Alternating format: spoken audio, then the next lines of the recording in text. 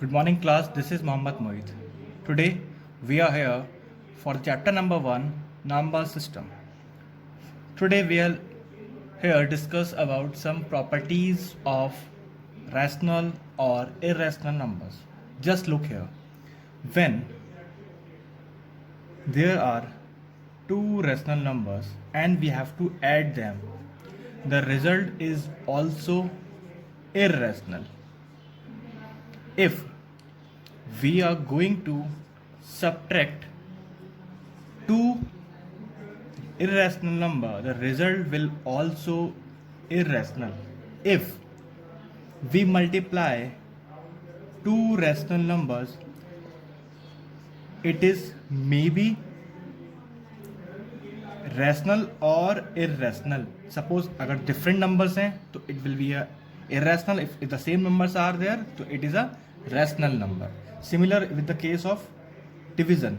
If there are the two numbers, when we are divide two rational numbers, it will be a 1. Divide with the same rational numbers, irrational numbers, the result will be 1. If we divide by different numbers, the result will be root 2 upon 3, that is irrational. So these are the properties of rational and irrational numbers. When we add two rational numbers, it's always irrational. When we subtract, it always irrational. When we multiply, it may be rational or irrational. दोनों ही आ सकते हैं इसके अंदर. Similar with the case of division, rational भी आ सकता है और irrational भी आ सकता है.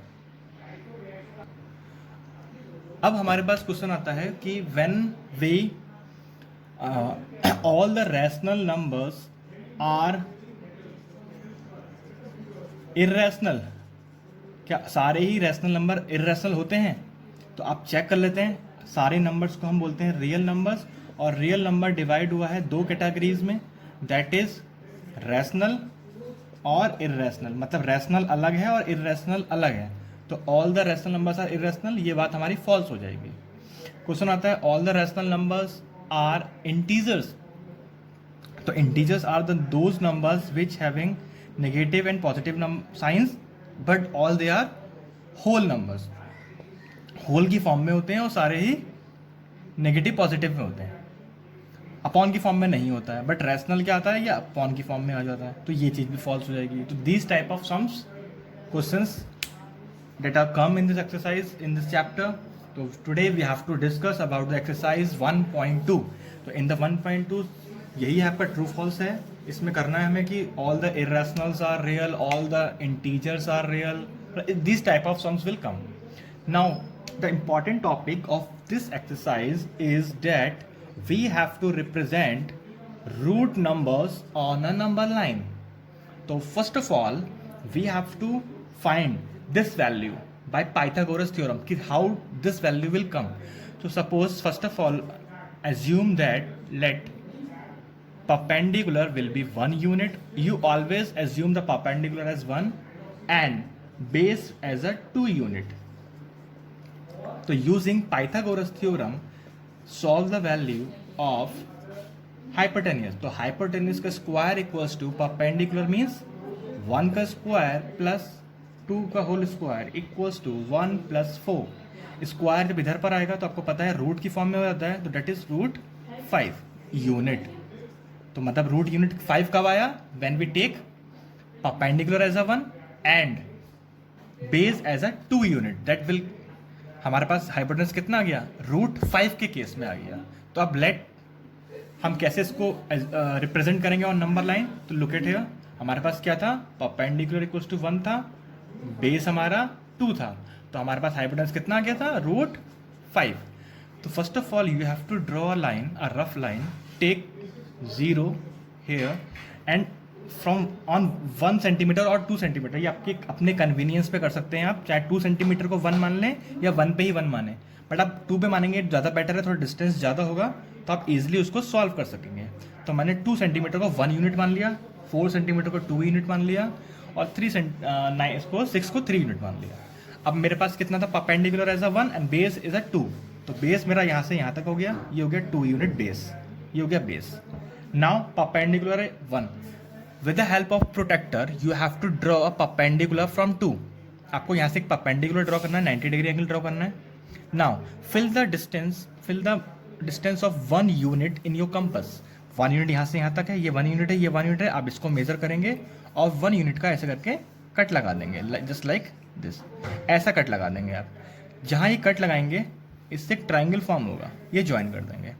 ये बेस हो गया, ये परपेंडिकुलर, 2 बेस 1 परपेंडिकुलर। तो हाइपोटेनस कितनी आई थी हमारी?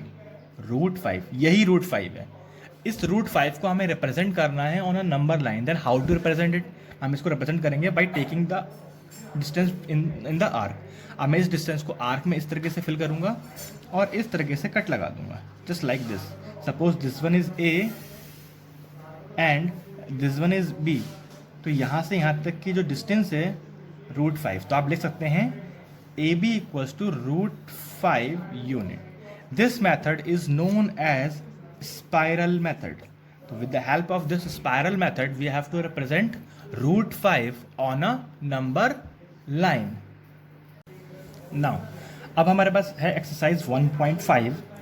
उसमें हमें बताना है कि which one are the rational और which one is not irrational. कौन से इरेशनल है, कौन से इरेशनल नहीं है, ठीक है, या कौन से रैशनल है, कौन से इरेशनल है, ये हमें इसमें सॉल्व करना है। तो मैंने आपको बताया था अगर 2 रैशनल नंबर एक साथ सब्ट्रैक्ट होते हैं तो इट माइट बी पॉसिबल वो इरेशनल ही आता है। अगर एक रैशनल और एक इरेशनल सब्ट्रैक्ट होगा तो वो भी इरेशनल आता है। एक रैशनल और एक इरेशनल ऐड होगा तब भी इरेशनल आता है।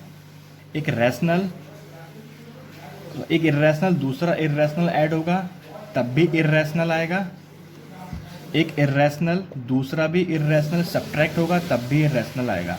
तो मतलब एडिशन और सब्ट्रैक्शन के केस में इरेशनल ही हमें मिला। But in the case of multiplication and division हमें क्या मिला था कि वो रैशनल भी हो सकता है और इरेशनल भी हो सकता है। वो डिपेंड करता है क्वेश्चन के ऊपर कि किस टाइप का हमें वो सम गिवन है। तो उस टाइप के कुछ एग्जाम्पल देख लेते हैं जिस पे आपका क्वेश्चन नंबर 1 डिपेंड है एक्सरसाइज 1.5 का। जैसे आपको एक क्वेश्चन है √2√7 अपॉन √7। अब ये इरेशनल है इरेशनल है, तो √7 से √7 डिवाइड हो गया तो हमारे पास 2 बचा। तो कैसा नंबर आ गया? ये रैशनल आ गया। एक और लेते हैं, अगर 2 - √7 है मान लेते हैं, तो रैशनल से इरेशनल माइनस होता है तो आंसर इरेशनल आता है, तो ये भी इरेशनल हो गया। तो these type of numbers are known as irrational numbers. अब एक आता है सिंप्लीफिकेशन। सिंप्लीफाई करना है और उसको बताना है कि दीज आर रैशनल और इरेशनल। सपोज एक क्वेश्चन है 2 + √2 इंटू 2 - √2। आपको सॉल्व करना है, बताना है वेदर इट इज रैशनल और इरेशनल। तो आप क्या करना है, इसको सॉल्व करना है, इसकी इससे मल्टीप्लाई, इसकी मल्टीप्लाई, इसकी इससे और इसकी इससे। अगर ये कोई आइडेंटिटी बन रही है तो you can solve by the identity as well. जैसे a + b और a - b, यहाँ तो आइडेंटिटी फॉर्म हो रही है तो मैं इसको आइडेंटिटी से सॉल्व कर लूँगा। तो ये होता है a + b a - b means a² - b²। तो आइडेंटिटी का यूज हो रहा है, आइडेंटिटी यूज करते हैं। a मतलब 2, तो 2 का होल स्क्वायर माइनस √2 का whole square, it becomes 4 and ये 2 कितना आ गया 2। तो 2 क्या आ गया? रैशनल आ गया। सपोज यहाँ पे कोई दूसरा नंबर होता कि मेरे पास, तो मैं उसको कैसे सॉल्व करता? सपोज 2 + √2 और 2 - √3 है। अब ये आइडेंटिटी फॉर्म नहीं हो रहा है तो मैं इसको बाई डिस्ट्रीब्यूटिव प्रॉपर्टी करूँगा, इसकी इससे मल्टीप्लाई, इसकी इससे, फिर इसकी इससे, फिर इसकी इससे। तो इसकी इससे मल्टीप्लाई करता हूँ, 2 × 2 = 4, इसकी इससे करूँगा माइनस 2 √3, इसकी इससे करूँगा प्लस 2 √2, इसकी इससे करूँगा माइनस √6। अब इसमें कोई भी लाइक नहीं है तो ये फर्दर सॉल्व नहीं होगा, यही हमारा आंसर हो गया। और ये कैसा नंबर आ गया हमारे पास? इरेशनल नंबर आ गया। क्यों आ गया इरेशनल? क्योंकि इसमें रूट में नंबर्स हैं जो इरेशनल है और सॉल्व नहीं हो रहे हैं, और रैशनल के साथ इरेशनल ऐड या सब्ट्रैक्ट करते हैं और result will be irrational only. अब आता है हमारे पास कि represent the this type of number in on number line, मतलब रूट में फॉर्म में है और डेसिमल फॉर्म में है, इसको हम कैसे रिप्रेजेंट करेंगे नंबर लाइन पर। तो इसके लिए हमें एक मेथड होता है। First of all we have to assume this number as x। तो हमने एज्यूम कर लिया लेट x = 5.2। हमने रूट को भी यहाँ से हटा दिया है 5। अब हम आगे एज्यूम करेंगे, अगर x = ये है तो x + 1 क्या होगा? 5.2 + 1। आपको प्लस करके नहीं, ऐड नहीं करना है, 6.2 नहीं करना है आपको, इसी फॉर्म में लिख देना है इसको, ठीक है। Now you have to draw a line, एक रफ लाइन ड्रॉ कर लेंगे। जस्ट लिख, आप एक जीरो ले लें यहाँ पर, इसको नाम दे दें ए, 5.2 के डिस्टेंस पे नाम दे दें बी, 1 सेंटीमीटर पे दे दें सी। अब आपको क्या करना है, आपको ए सी का परपेंडिकुलर बाइसेक्टर ड्रॉ करना है।